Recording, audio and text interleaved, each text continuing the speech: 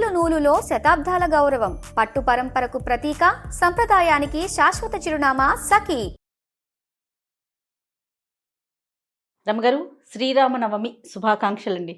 మీకు కూడా జయ. సుమన్ టీవీ ప్రేక్షకులందరికీ శ్రీరామనవమి, రాముల వారి పుట్టినరోజు పండుగ శుభాకాంక్షలు. నవమి యొక్క విశిష్టత. సంవత్సరానికి ఒక రోజు వచ్చే పుట్టినరోజు అందరికీ వచ్చినట్టే రాముల వారి పుట్టినరోజు వస్తుంది.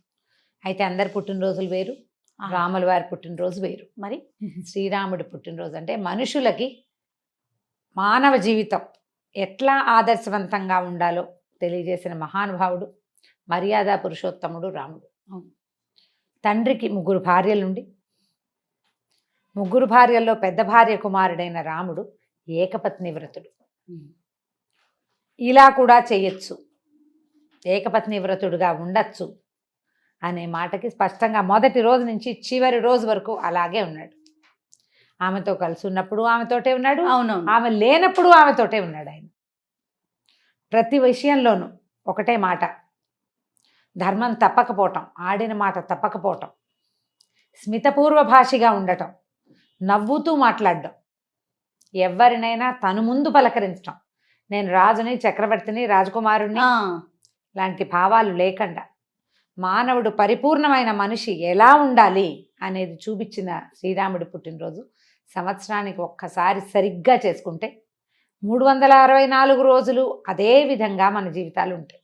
మనం ఏమనుకుంటామంటే ఒక ప్రశ్న వస్తుంటుంది, ఆయన అలా చేశాడు ఇలా చేశాడు, మనకు తెలీదు ఆ కాలపు పరిస్థితి ఏమిటి అనేది మనకు తెలీదు. మరి మిగిలినవన్నీ చూసుకోవాలి కదా మనం. అవును, పోనీ ఆమెను పంపేసి ఈయన ఇంకో పెళ్లి చేసుకోలేదుగా. మానవ జీవితంలో వచ్చేటువంటి రకరకాల ఆటుపోట్లలో ఇలాంటివి కూడా ఉంటాయని చూపించారు.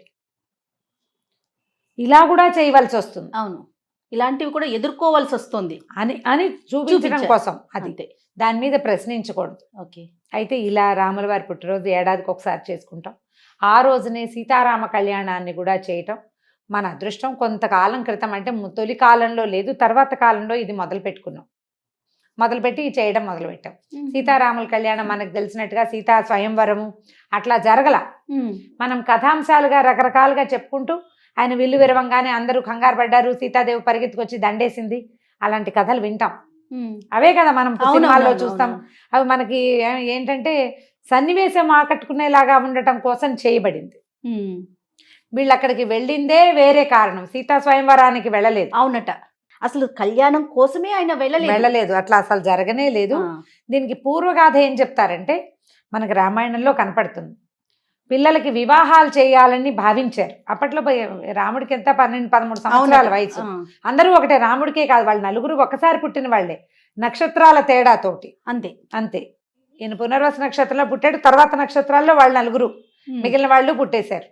అయితే పిల్లలకి వివాహాలు చేయాలి అని ఆలోచిస్తుండగానే మాట్లాడాడు ఆయన అప్పుడే, మా పిల్లలకి సరైన మంచి సంబంధాలు అని. విశ్వామిత్ర మహర్షి వచ్చాడు. వచ్చి నాకు యాగ సంరక్షణార్థం పిల్లల్ని రాముడిని పంపించమని అడిగారు. రాముడిని అడిగాడు ఆయన. అడిగితే దశరథ మహారాజు కాదు నాకు చిత్రంగ బలాలు ఉన్నాయి, నేను వస్తాను, పిల్లాడు చిన్నపిల్లాడు, పాలు దాగి పడుకునే పిల్లవాడు, రాత్రులు నిద్రపోతాడు, మరి రాత్రిపూటే నిశాచరులు రాక్షసులకి బలం పెరుగుతుంది, ముందేమో నీకేం కావాలంటే అది ఇస్తానన్నాడు. కానీ ఈ మాట అనేసరికి ఆయన ఒప్పుకోలేదు. రాముడి గురించి నాకు తెలుసు అన్నాడు ఆయన. అప్పటిదాకా ఇల్లు దాటని రాముడి గురించి ఎక్కడో ఉన్న విశ్వామిత్రుడికి ఎలా తెలిసింది? ఇల్లు దాటని 12-13 సంవత్సరాల బాలకుడు ఇతని గురించి తెలిసింది అంటే దీనికి ఇంకా పూర్వం ఎంత లోతుందో. ఆ కనపడే 13 సంవత్సరాల బాలకుడి వెనకాల ఎంత లోతు, మహర్షి తెలుసుకోగలిగేంత లోతుందన్నమాట, ఋషులు తెలుసుకోగలిగే లోతు. ఈయన కాదన్నాడు. అయితే వశిష్ఠ మహర్షి నువ్వు కాదనద్దు, విశ్వామిత్రుడితో పంపిస్తే పిల్లవాడికి ఇంకా బాగుంటుంది భవిష్యత్తు, అతను అడిగింది చేయాలి అని చెప్తే అప్పుడు రాముణ్ణి ఆయనతో పాటు లక్ష్మణుణ్ణి పంపించారు. ఎందుకంటే రాముణ్ణి వదిలిపెట్టి లక్ష్మణుడు ఉండేవాడు కాదు. వాళ్ళిద్దరూ కలిసి వెళ్ళారు. కలిసి వెళ్ళే దారిలో తాటకా సంహారం చేశాడు, అహల్య శాప విమోచనం జరిగింది. అక్కడికి వెళ్ళాక ఆయన గాధేయుని విశ్వామిత్ర మహర్షి యొక్క యాగ సంరక్షణ జరిగిన తర్వాత వీళ్ళు వెళ్ళిపోవచ్చు. వాళ్ళు మేము ఇట్లా జనక రాజర్షి చేస్తున్న యాగం చూడడానికి వెళ్తున్నాము అని చెప్పి మీరు కూడా మాతో రండి అంటే వెళ్ళారు వీళ్ళిద్దరు. ఈ బాలకాండలోనే ఈ మొత్తం వ్యవహారం అంతా వస్తుంది. పుత్రకామేష్టి ఏ యాగంతో దశరథ మహారాజుకి కుమారులు కలిగారో అది, ఆ తర్వాత ఈ విశ్వామిత్రుడు వచ్చి ఈ కుమారులను తీసుకెళ్ళి ఇవన్నీ చిన్న చిన్న గబగబా అయిపోతాయి ఘట్టాలు. అక్కడి నుంచి ఈ ప్రయాణం విశ్వామిత్రుడితోటి వీళ్ళు నడిచిన నడక, అవును. ఎక్కడెక్కడికి వెళ్ళారు, ఏమేం చేశారు, ఎన్నో ఏ చోట అంశాలు ఎన్నో నేర్చుకున్నారు. అంశాలు ఉన్నాయి అక్కడ. ఆ మధ్యలోనే ఎన్ని కథలో చెప్పిన వీళ్ళ వంశానికి సంబంధించిన పూర్వగాథలు, ఇతరుల వంశాల గురించి, తర్వాత నదులు, ఏ నది దాటుతాం, గంగా నది యొక్క ఎలా గంగా నది వచ్చింది, గంగావతరణం కూడా బాలకాండలోనే వస్తుంది. ఒక్క బాలకాండ చదివితే చాలా విషయాలు తెలుస్తాయి మనకి. పూర్తి రామాయణ గాథ బాలకాండలో వచ్చేస్తుంది, మొదటే చెప్పేస్తారు బ్రీఫ్గా, ఏమైనా సినాప్సిస్ అన్నమాట, ఓకే. అది వచ్చేస్తుంది. అక్కడి నుంచి ఈ గాథలన్నీ తెలుస్తాయి మనకి. పరశురాముడి వ్యవహారం కూడా ఇందులోనే తెలుస్తుంది. ఓకే. తర్వాత అంతా రామ ప్రయాణపు గాథ కదా, ఇక్కడ ఇదే. అక్కడి నుంచి వీళ్ళు వెళ్ళారు. జనక రాజర్షి తన యాగశాలలో వీళ్ళని ప్రవేశపెట్టాడు. అక్కడికి వెళ్ళారు. ఆయన చెప్పాడు, ఇతను రాముడు వాళ్ళ అబ్బాయి దశరథ మహారాజు కుమారుడు అని.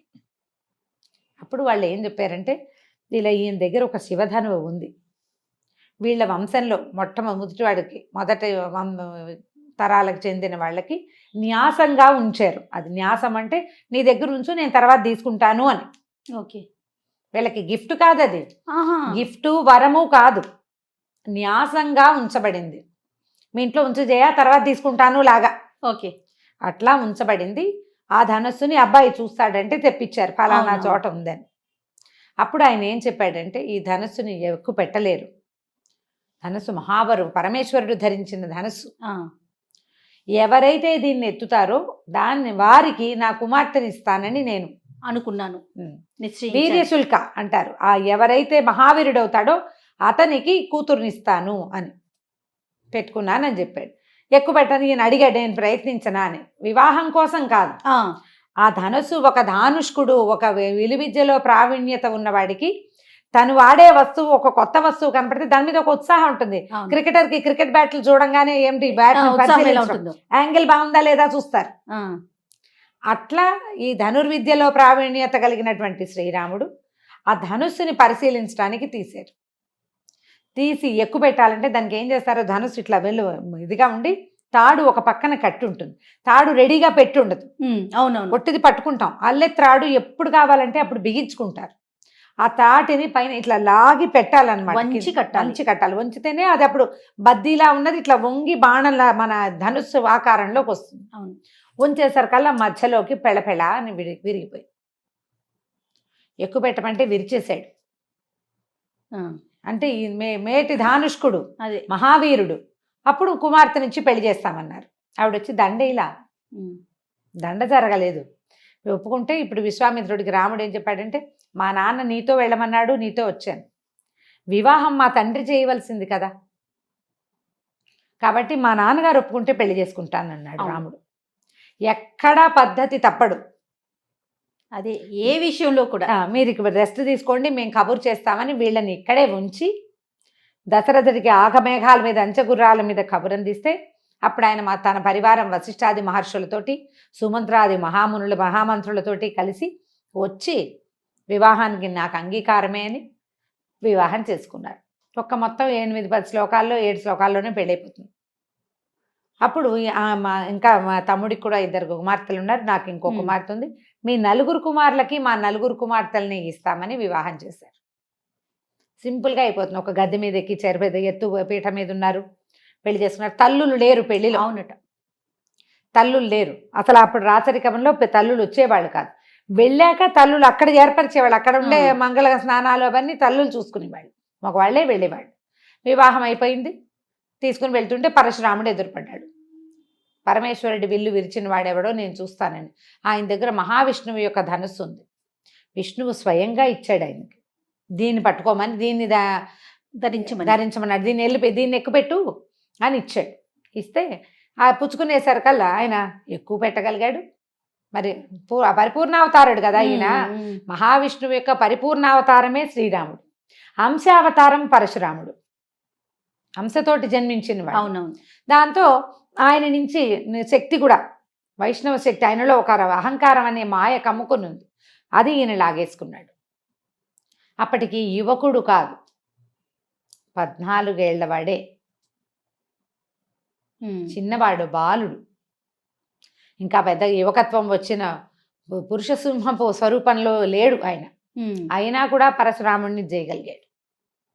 తర్వాత ఇంటికి వచ్చేసారు, ఇక్కడ మంగళ స్నానాదులు చేశారు, గృహప్రవేశం చేసుకున్నారు. తర్వాత కొంతకాలానికి అడవికి ప్రయాణం అయ్యారు. ఈ జననము వివాహము ఒకే కాండలో అయిపోయినాయి. అందుకని జననపు రోజునే కళ్యాణం కూడా చేస్తే బాగుంటుందని ఆలోచించి పెట్టి ఉండవచ్చు. దానికి బాగా ఒక శాస్త్రవిహితమైన వ్యవహారం ఏదైనా ఉందని అనిపించదు. ఒకవేళ ఎవరైనా పెద్దవాళ్ళు దాన్ని కరెక్ట్గా అట్లా సెట్ చేసి చెప్తారేమో, కానీ మేము అలాగే అనుకునేవాళ్ళం. ఒకే బాలకాండలోనే మొదటిదేమో జననము, చివరికి వివాహం మధ్యలో కొన్ని ఘట్టాలు. అందుకని ఆ పుట్టినరోజు పండగ నాడే పెళ్లి పండగ కూడా రాముల వారిదే జరుపుకుంటాం.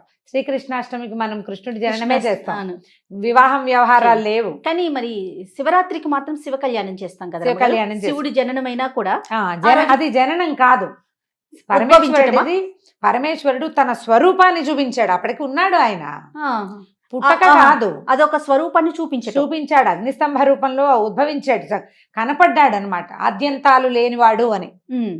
పరమేశ్వరుడికి ఆద్యంతం లేదు అని ఆయన యుగాలన్నీ మారిపోయినప్పుడు, అంటే ప్రపంచం పరిసమాప్తమైన పరమేశ్వరుడు నిత్యుడు, ఆయన ఎప్పుడూ ఉంటాడు.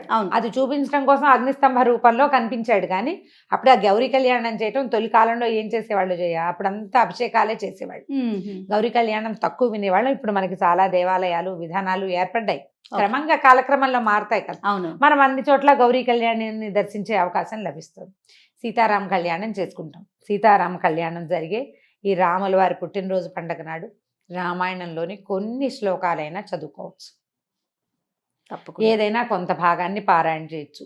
ఒట్టిగా పుత్రకామేష్టి జరిగేటువంటి సర్గం తీసుకుని ఆ కాస్త కూడా చదువుకోవచ్చు. సంతానం లేని వాళ్ళకి పుత్రకామేష్టి యాగం అద్భుతమైన ఫలితాన్ని ఇస్తుంది. చదువుకోవాలి, యాగం చేయలేము కదా, ఘట్టం చదువుకుంటాం, కనీసం ఘట్టం చదువుకుంటాం. సంస్కృత శ్లోకాలు చదువుకోవచ్చు. ఎవరైనా పురోహితుల్ని నియమించుకుని పిల్లలు లేని వాళ్ళు పుత్రకామేష్టిని చదివించుకోవచ్చు. బాగుంటుంది, మంచి ఫలితం లభిస్తుంది దానివల్ల. ఇంకా ఇలా రాముల వారి పెళ్లి చేసుకుంటాము, వివాహం చేస్తాం అంటే కళ్యాణం జరుగుతుంది, టీవీలలో కనపడుతుంది, సోషల్ మీడియా అంతా కనిపిస్తుంది. మనమే ఏ భద్రాచలమో ఒంటిమిట్ట రామాలయమో అంత దూరాలు క్షేత్రానికి వెళ్ళలేమనుకుంటే సమీపంలో ఉన్న ఏ రాముల వారి దేవాలయం శ్రీరామ కళ్యాణం చేస్తారు. సీతారామ కళ్యాణం జరిగే చోటకి వెళ్ళి ఆ కళ్యాణాన్ని చక్కగా సంగంగా మంత్రంతో కళ్ళారా చూసి ఆ అక్షింతలు శిరస్సును వేసుకుంటే సమస్త సన్మంగళాలు ప్రాప్తిస్తాయి. అంటే దీనివల్ల మనకి ఒక సంతోషం కలుగుతుంది. భగవంతుడి పెళ్ళి, ఆయన మనతో పాటు మనుష్య రూపంలో మనం తిరుగుతున్న ఈ భూమి మీదే తిరిగాడు. ఆ రాముని యొక్క నడకని నిరంతరము చెప్పుకుంటూనే ఉంటాం మనం. రాముడు తండ్రి అంటే కొడుకంటే రాముడు, అన్నంటే రాముడు, భర్త అంటే రాముడు, రాజు అంటే రాముడే, అంతే కదా. భగవంతుడన్నా రాముడే, ప్రభువు అంటే రాముడే. అలాంటి రాముడి ఈ వివాహానికి మనం ఏ రకమైన పూజా విధానమైనా చేసుకోవచ్చు. రాముల వారి పటం అంటే చక్కగా బొట్టు కాటక పెట్టడం, గంధం పెట్టి బొట్టు పెట్టడం, పూజ చేసుకోవటం, 4 పుష్పాలు సమర్పించడం, రాముడికి సంబంధించిన ఆపదుద్ధారక స్తోత్రమో రామరక్షా స్తోత్రమో ఏవైనా కొన్ని శ్లోకాలు చదువుకుని నమస్కారం చేసుకోవటం. ఎక్కడి నుంచైనా కళ్యాణ మంత్రాలు వినపడే అవకాశం ఉంటే వినొచ్చు. ఇదివరకు రేడియోలో వినేవాళ్ళం, ఇప్పుడు టీవీ అవకాశాలు వచ్చినాయి. వడపప్పు పానకము చేస్తాం సాధారణంగా. ఇది ఎండాకాలం, చైత్రం మొదలైంది కదా, వసంతంలో ఎండలు ముదిరిపోతూ ఉంటాయి. ఇలాంటప్పుడు ఏంటంటే పానకాన్ని నివేదనగా చేయటం, పుచ్చుకోవటం. ఎందుకంటే రాముల వారి కళ్యాణము అభిజిత్ లగ్నంలో మధ్యాహ్నం అయ్యాక చేస్తారు. మిట్ట మధ్యాహ్నం చలువు పందిళ్ళు వేసినా కింద మాడిపోతూ ఉంటారు జనం. పానకాన్ని అందిస్తారు. ఈ అందించే పానకంలో మిరియాలు సొంటిపొడి వేస్తారు. పూర్తి శైత్యం చేయకుండా చలవ చేయాలి, శైత్యం చేయకూడదు. అందుకని సొంటి మిరియాలు లాంటివి వేసి పానకాన్ని ఇవ్వచ్చు. ఏలక్కాయలు మిరియాలు వేస్తాం, సొంటి పొడి కూడా వేసుకోవచ్చు. మనం కూడా ఇంట్లోనే చేసుకుంటే కాస్త పానకం వడపప్పు చేసి 2 కొబ్బరికాయలు కొట్టడం, 4 అరటిపళ్ళు పెట్టడం, రాముల వారి కథని రామాయణంగా దొరికితే తెలుగులో చదువుకోవచ్చు. శ్రీమద్ రామాయణం వాల్మీకి విరచితమే చదవాలన్న నియమం ఏం లేదు. రామాయణ కథ ఏదైనా మనం చదువుకోవచ్చు. ప్రశాంతంగా ఉండటం. ఈ రోజున మనం కొట్లాడుకోవద్దు. రాముడు సీతారాములు ఆదర్శ దాంపత్యం వాళ్ళది. ఈ ఒకరోజు మనం పొట్లాడుకోకుండా ఉందామని నవదంపతులు వృద్ధ దంపతులు కూడా ఏం చేయాలి ప్రసాదాలు అనే విషయం దగ్గర నుంచి కొట్టుకోవచ్చు మనం.